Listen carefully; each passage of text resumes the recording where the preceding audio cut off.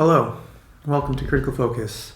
Today I wanted to talk about one of the cameras that I've previously reviewed, the Ricoh GR1s, or just the Ricoh GR1 in general.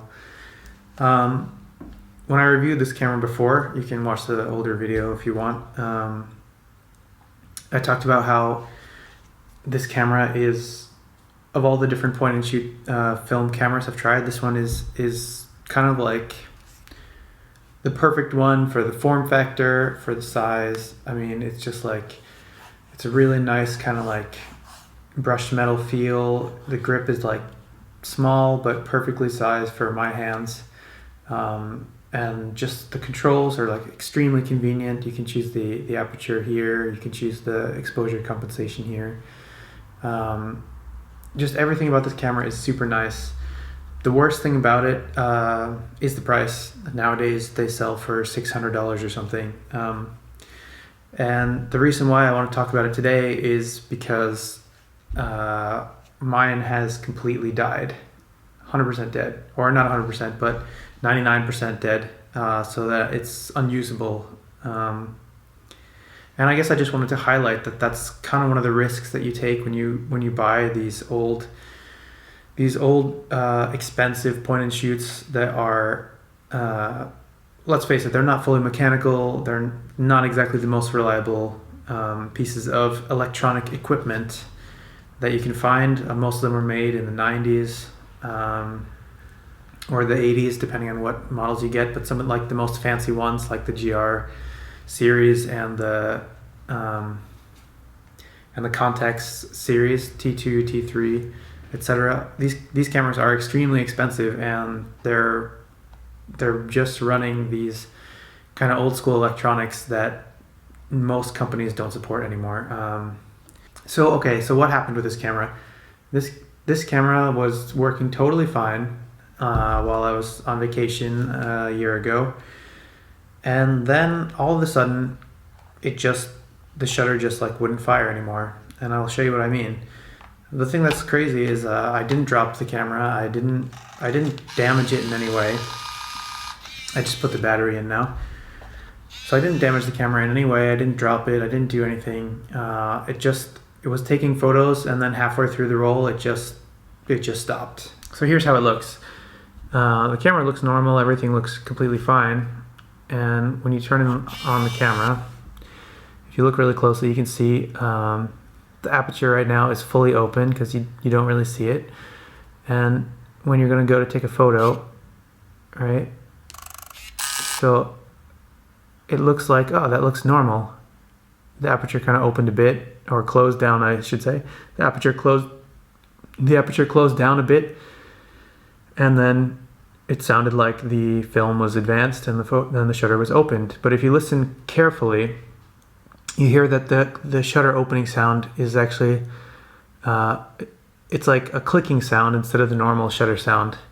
And the other thing I'm going to do is I'm going to open the back of the camera so that if the shutter opens, you should see the light come through. Let's hear that again. Yeah, it never opened. And now you see that now you see that the aperture has fully closed down, and it just stays that way. And then you can see, like, if you look closely, that it kind of like flutters. It does a little bit of a flutter movement, and it just never opens. It never opens the actual shutter. So once you get it into that mode where the aperture is fully stopped down, like this, with a tiny aperture hole, it stays this way until you take the battery out. So what you can do is, if you take the battery out and you wait a few minutes, then when you put the battery back in, it will open up the aperture to the fullest opening again. And then when you click the shutter button again, it will do the same thing I just showed you. Slowly stop down until it's fully stopped down, and then and it will never take an exposure. The shutter will actually never open or close. So that's it. I mean, I've done some research about how this can be fixed, and it seems like it's like a ribbon cable that needs to be replaced that connects the lens and the shutter to the main board. It seems like you can get these ribbon cables on like Alibaba or eBay or that kind of thing. It's a little arguable whether they're the exact right one. And then like I looked at a video of the teardown of how to actually take the camera apart and replace it. And to be honest, I think it's maybe beyond what I feel like I could do.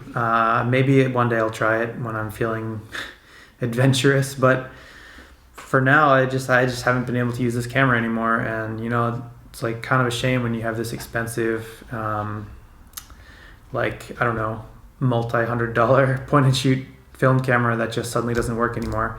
So that's kind of why I think getting a fully manual camera like the Leica or a Zorky or Nikon FM, these cameras where they don't rely on the electronics, you're going to be a lot less likely for things to go wrong. And if they do go wrong, chances are you might be able to fix it yourself if you're a little adventurous, or you could probably find someone who would be a skilled camera technician who could repair a mechanical camera. They're a lot easier to maintain than the old electronical point and shoots or other electronic cameras from the 80s and 90s where the companies themselves who made them either don't exist anymore or don't support repairs anymore for these old cameras.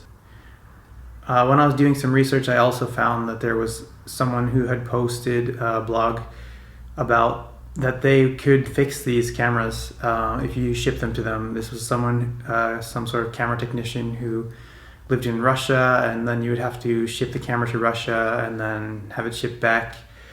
And then he said he would fix it for, I think it was around $100 or something like that. And I was sort of tempted, but the problem is in Norway at least, like shipping stuff out of the country and back in, then you end up having to pay like value-added tax, and then the cost of everything just goes up exorbitantly. So it doesn't seem worth it, actually, unfortunately. So I'm not really sure what I'm going to do with this. Maybe I'll eventually try to fix it myself, make it into a hobby project, or maybe I'll just sell it for parts. I don't know. But just seeing how it can stop working just out of the blue without any sort of physical damage or physical trauma, it just gave up the ghost. I would be hesitant to buy one of these ever again. Unfortunately, it's pretty sad to say. So I would love to see someday some company produce a point and shoot film camera on the same level of quality as this that would have some sort of support behind it where they could fix it if it broke. That would be great. But until then, I don't think I'll be buying another Ricoh GR, unfortunately.